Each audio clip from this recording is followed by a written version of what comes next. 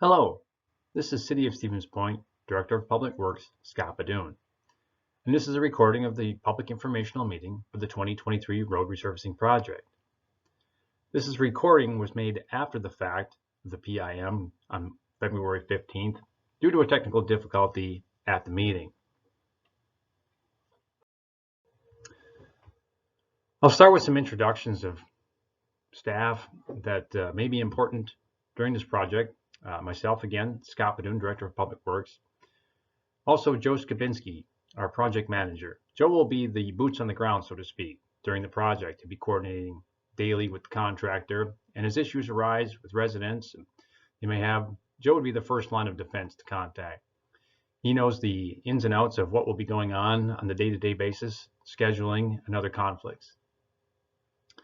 Next, we have Kenny Aaron, who's our designer drafter. If anyone would have specific questions as far as the design and different aspects of what was done by the city, Kenny would be a good resource there. Also, Austin Ramchek will be assisting Joe Skabinski in the field as a construction inspector. He will also be one that an individual could contact to get the last and latest information or to just coordinate any activities that you may have going on.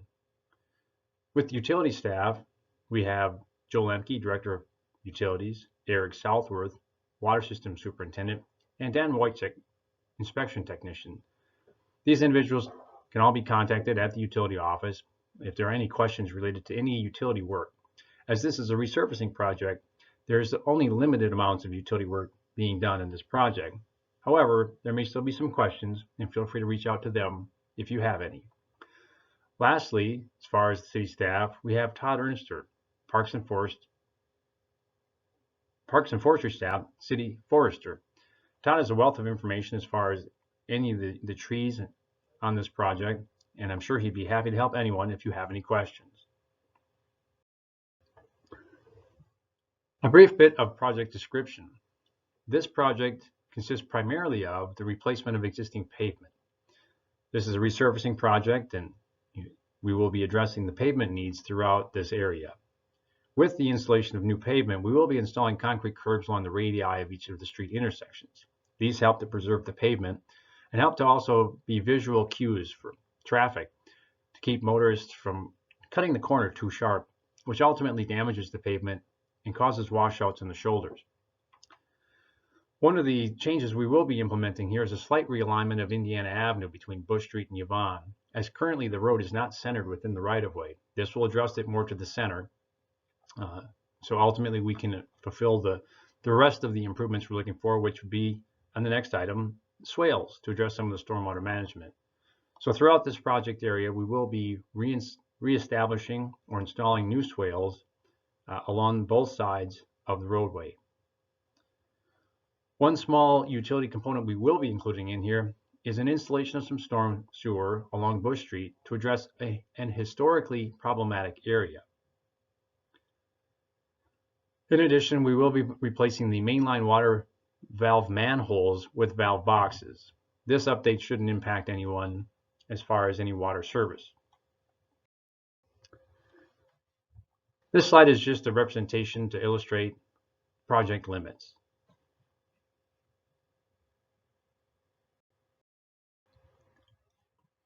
The typical sections, as shown here in the slide, illustrate how the road will look when it's completed. Generally speaking, the roads will look much the way they do today. However, we will be adding swales to both sides of the street. There's a slight change to what we're otherwise doing with Bush Street compared to the others. This is also to address some of the more historical flooding that we've experienced there. We'll be increasing the size of the swales slightly over the other streets, which are just extended a little farther out within the right-of-way. Everything, however, will be contained within the right-of-way, and even though we'll be installing swales, none of that, as you can see in the slides, will reach towards private property.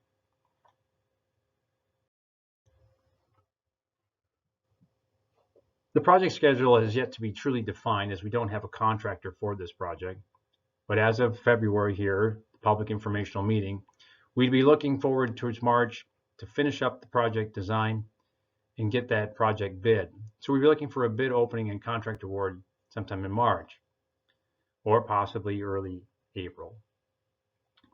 Once that's otherwise completed and the weather turns, we would expect that utility relocates, and in this case, not city utilities, but those from Wisconsin Public Service, Spectrum, AT&T, TDS, etc., would come in and do some relocations of their utilities in advance of our work when our contractor shows up. Some of that work, however, may be done concurrently. It's often a good time, and many of these utilities will take advantage of the fact that we'll be removing the pavement and disturbing the area to reduce their costs to relocate and or update their utilities that are contained within the right-of-way. We would anticipate that construction would likely begin in late May or early June. Again, that may be weather dependent, as well as just the availability of the contractor to mobilize. Starting early or late in the spring or early in the summer, we would expect that this project would complete sometime in the October timeframe. Of course, again, weather dependent. As we're not doing an extensive amount of utilities, this project should move relatively quickly. However, with an overall project of approximately 2 miles pavement relocation, there's definitely going to be some time to complete it from beginning to end. Project sequencing. There aren't many, or if any, truly milestones within this project that we're otherwise trying to work around. Those issues can sometimes just be, if there were a school on this project line, we may say you can't start working in front of the school until school is completed, or once again, you also need to be finished before school resumes. In this aspect, we'll be working with the contractor on an overall plan to try to both balance the disruption that we know is going to happen with construction and the efficiency and expediency of getting the project completed. So we'll work with the contractor on the number of crews that they may be able to have, trying to limit the overall disruption of each crew that can do that. Again, trying to balance out the amount of work being done with the ability to get the project done as quickly as possible.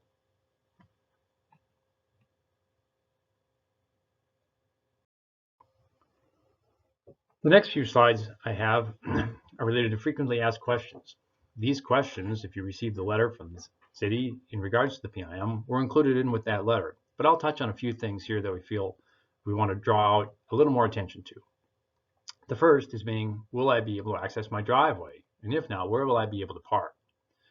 Generally speaking, for a project of this type, driveway access should be available most of the time. However, there will be periods when you will not be able to access your driveway.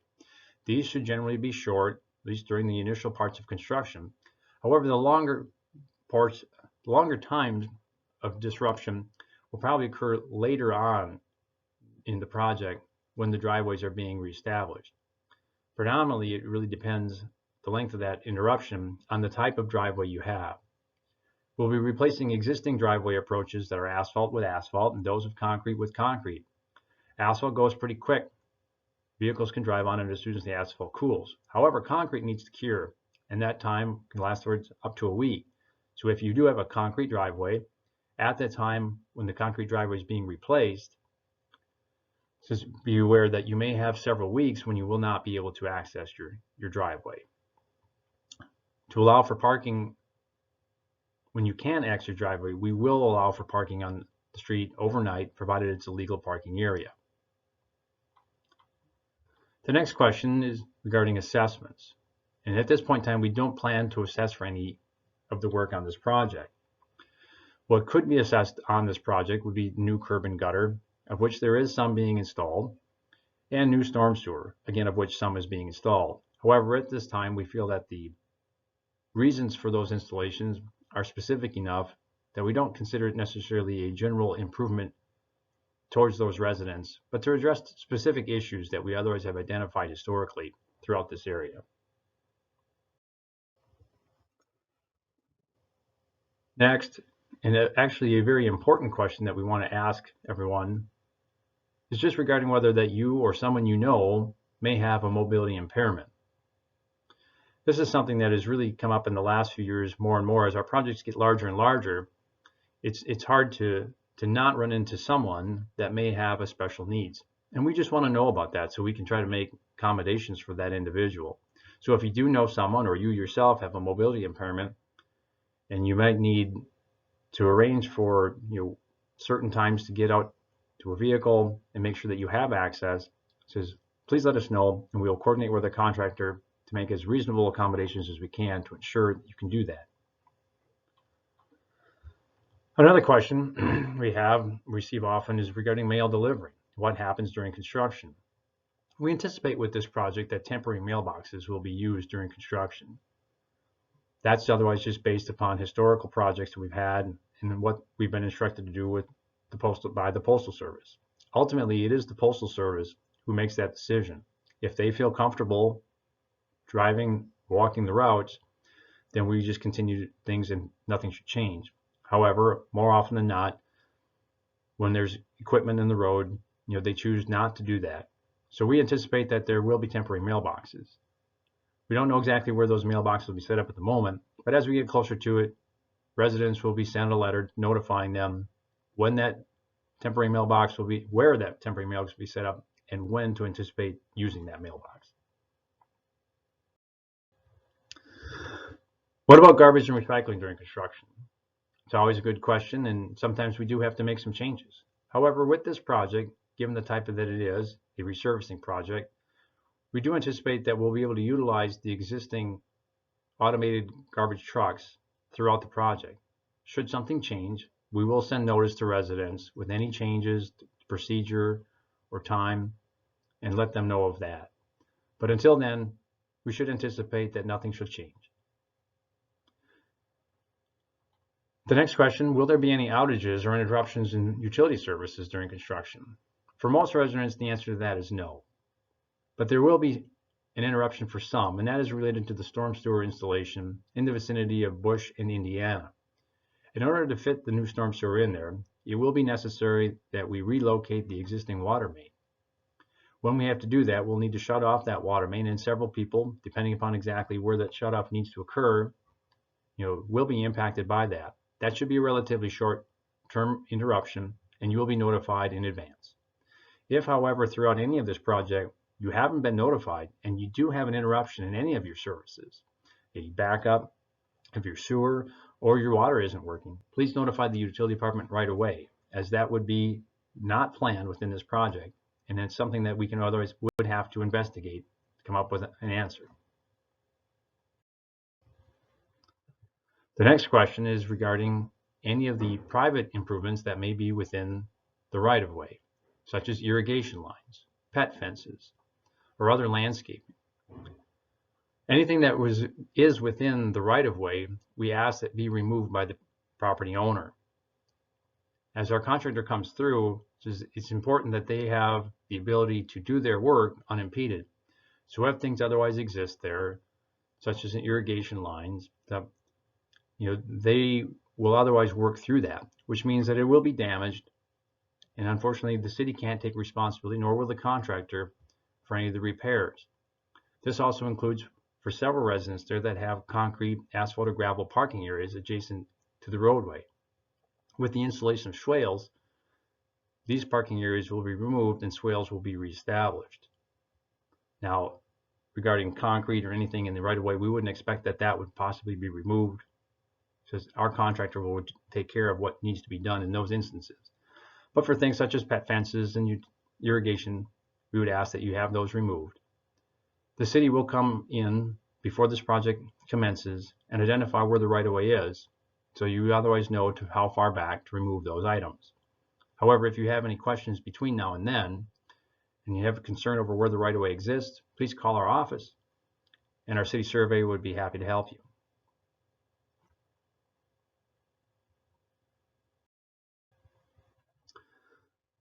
A few additional questions. First, others pertaining to trees. Will any others be lost either in the right-of-way or maybe even on private property? We make every effort to work around trees that exist. That is always the case. There are usually some that do need to be removed in order for us to complete the project. Any of those trees will otherwise be previously marked before they're otherwise cut, and each one is otherwise reviewed by the city forester, Todd Ernster, before being removed, to see if we can others work around it. If you have a concern, we would ask that you call our office or call Todd Ernster, the city forester, with any questions or concerns. A very popular question we get when the city undertakes a project is, since the contractor is already here, can't they otherwise replace my driveway or do other work, such as replacing the laterals into my home? Unfortunately, the city can't participate within this. We have a contract with the contractor, and we can't modify that for private property owners. However, once we have a contractor identified, any private property owner or resident can contact that contractor to ask that question. You otherwise have to coordinate and pay for that on your own, but by all means, and if you have a question on who to contact, please contact Public Works Department and we can give you the contact information for the contractor, and you can certainly ask that question. The last question I always have here is pertaining to the restoration after the project is complete. Oftentimes these projects, even as per the schedule we foresee here, probably wrap up sometime in the fall. While that can be a good time to plant, it's not necessarily always the best time which to establish grass before winter hits. And at times we do need to have our contractor come back in the spring to touch up things or even to redo some of the work. However, oftentimes there is sufficient time to establish grass, and what we ask is that residents take the extra care to water and mow regularly after the contractor completes their work, which will be placing the topsoil, the grass seed, fertilizer, and an erosion mat. With some regular mowing and watering, we know that we can establish the newly seeded areas very well. So we simply just ask for a little bit of help in doing so. It can make a tremendous difference come the following spring as the snow melts and the lawn comes back in. One thing I can otherwise nearly guarantee is the first thing one will see coming out of the EMAT will be weeds. And this is otherwise very common because the weeds, typically those seeds just reside within the soil. And once it's disturbed and put back in place, it's the perfect conditions for those seeds to germinate. But again, with some mowing and some watering, it's easy enough to abate those weeds and allow the grass to grow. As we get closer to the end of the project, we'll be sending some information to residents and property owners regarding post-seeding care. That's the end of this presentation. However, though, you may still have some questions. And if you do, that's why we're here. Feel free to give us a call. You're at Public Works. Our regular number here is 715-346-1561. Or use our email address, which we've set up specifically for these projects, which is simply dpw@stevenspoint.com. That email is circulated amongst a number of staff, and we'll definitely get that to whomever is best to respond to you. If you had a utility question, feel free to call their office at 715-345-5260. If you have any tree-related questions, you can talk to Todd Ernster at Parks and Forestry at 715-346-1532. For any additional information, we ask you to check regularly on the city website at www.stevenspoint.com. You can just do a search for road construction, or on the left side of the web page, under the quick links, select GIS mapping, to which you'll see a number of tiles, one of which is 2023 road construction. We'll be posting information there regularly once construction starts. We should be updating it at least no less frequently than weekly, even if there isn't much activity going on. Things will show up there first before any place else.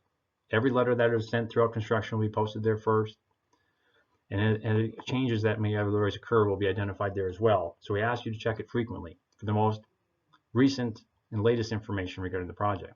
However, if at any time you have questions, you can still use the email at dpw@stevenspoint.com or feel free to call our office. Thank you for your time, and if you do have questions, please don't hesitate to reach out to us.